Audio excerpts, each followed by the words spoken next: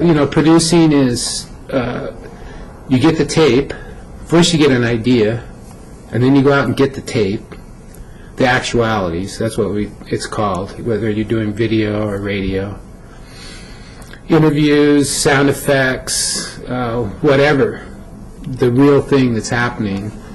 And then you go somewhere else to a room and start listening to it, decide which pieces of tape are the best pieces of tape, and then you cut those into segments, and then you write narration to basically interconnect the segments and make a story out of it. And then you mix it all together into a finished story, and then get it on the air somehow. And we just did a video last summer, so... What was the video? The video, we went to Juarez, Mexico, and did a story about a guy who has an insane asylum for street people and drug addicts there. Yeah, I mean, some people who produce radio stories write the script even before they go out and interview somebody. And when they go out and interview somebody, they know that they need just this one line to plug in on this blank hole in the script. And so it goes pretty much exactly like they plan it. But that's not the kind of stories I do. So what kind of stories do you do? Well, my stories are like, I'll go to Cambodia and get a story.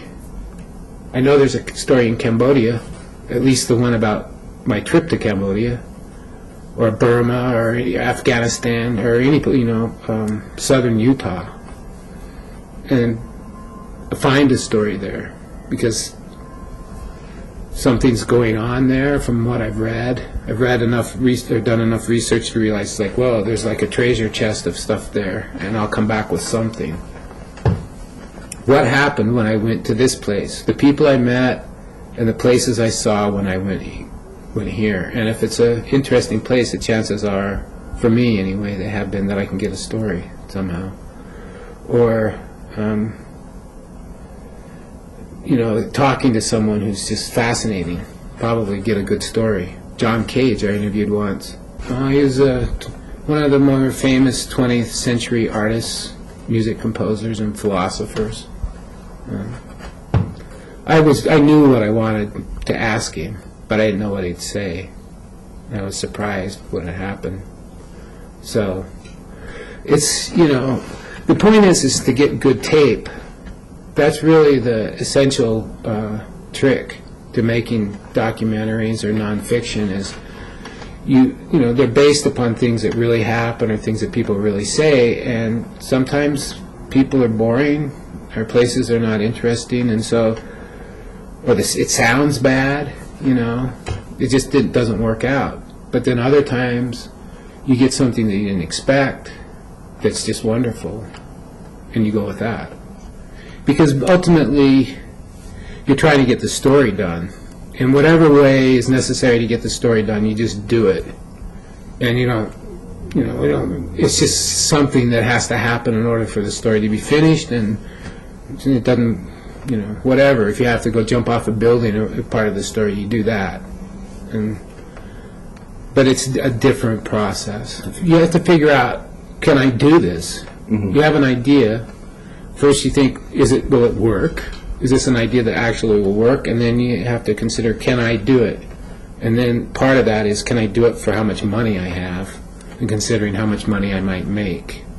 Because you can't keep working if you're going bankrupt, if you're running yourself into the hole. You have to somehow figure out how to make it work economically so that you're only losing a certain amount of money every year, Basically, that's the way it works in radio. Mm-hmm. I pretty much only get one story done at a time. I might know what I'm going to do next, or I might not, or I might have, like right now, I'm sort of working on two stories, but I'm only really working on one. When I get this one done, I'll go back and finish the other one. So I have two stories I've got to get done. But, you do that one at a time. You get it done, and then finish the next one. So it's like, finish the story, get the story done, get it on the air, and then it's finished. Once it's broadcast or once it's published, it's done. You can stop thinking about it, and you can go on and do the next one. But until you get that done, you're not free to start the next thing. And sometimes you have to. The story is just it's the project isn't getting done for whatever reason, and you have to abandon it and go to something else. But those stories linger like zombies. They're like the undead, and you don't really want to have many of those in your head because it's just not good.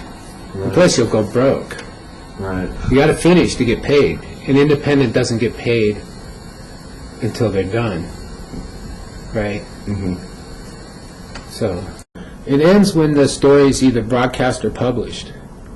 That's when it's over. If the story doesn't get broadcast or published somewhere, then it just lingers.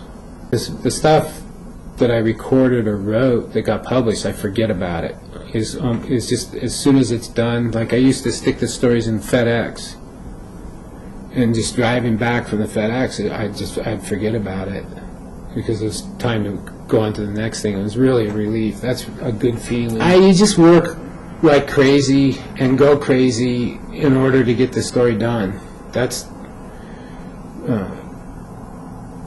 a producer or a project manager is a person who sees the project through every step, no matter what happens, and finishes the thing and gets it in on time and collects the money and pays the bills. And the key there is getting it done, hopefully on time. And you got to be multi-talented in a lot of ways because you don't know what's going to come up. And so other people can specialize, a writer, an editor, a gaffer, a grip. But the producer's got to be able to hold down everything, and then suffer the consequences, or if it doesn't work out. It's a responsibility, and it's you just have to hold that finish line in mind all the time and get closer every day. Do something every day, write something every day, edit something every day, interview somebody, and step by step the project will get done. That's the best way to do it. Just little by little every day, and the thing, if you keep at it, it will get done eventually.